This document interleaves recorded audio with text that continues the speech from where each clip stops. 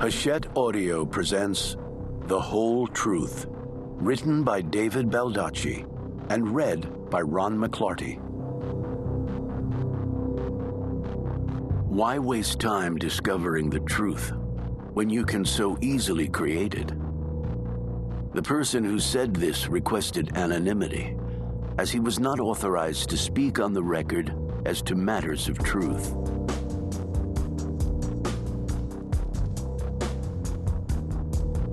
Prologue. Dick, I need a war. Well, as always, you've come to the right place, Mr. Creel. It won't be a typical conflict.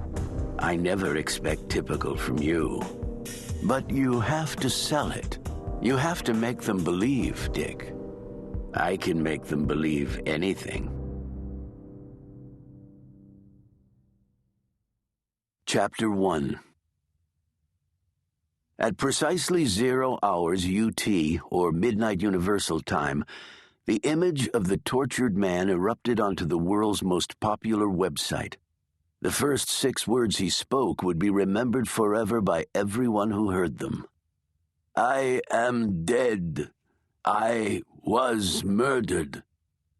He was speaking Russian on the screen, but at the bottom, his tragic story was retold in virtually any language one desired, with the press of a key. Secret Russian Federation police had beaten confessions of treason out of him and his family. He'd managed to escape and make this crude video. Whoever held the camera had either been scared to death, drunk, or both, for the grainy film vibrated and shook every few seconds.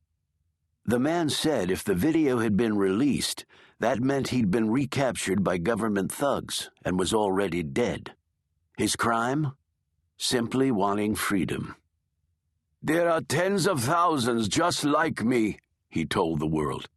Their bones lie heavy on the frozen tundra of Siberia and in the deep waters of Lake Baldacci in Kazakhstan.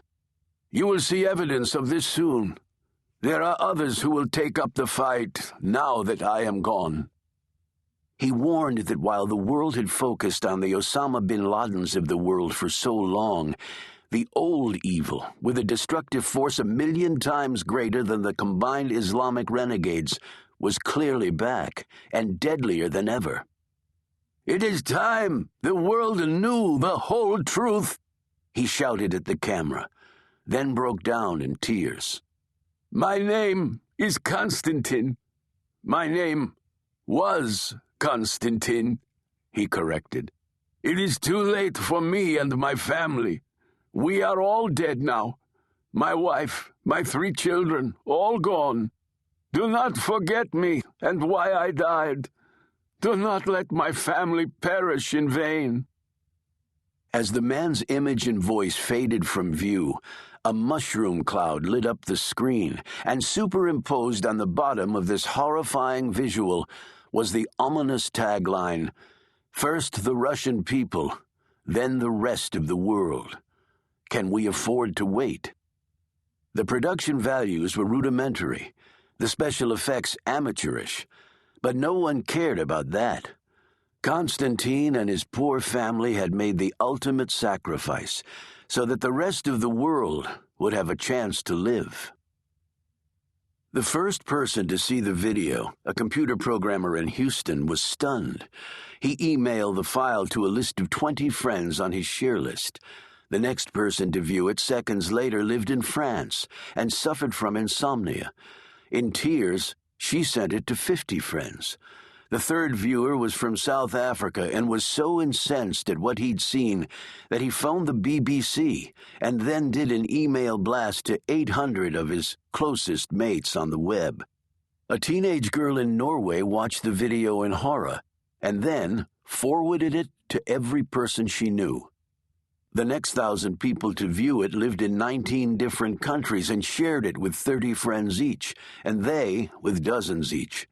What had started as a digital raindrop in the internet ocean quickly exploded into a pixel and byte tsunami the size of a continent.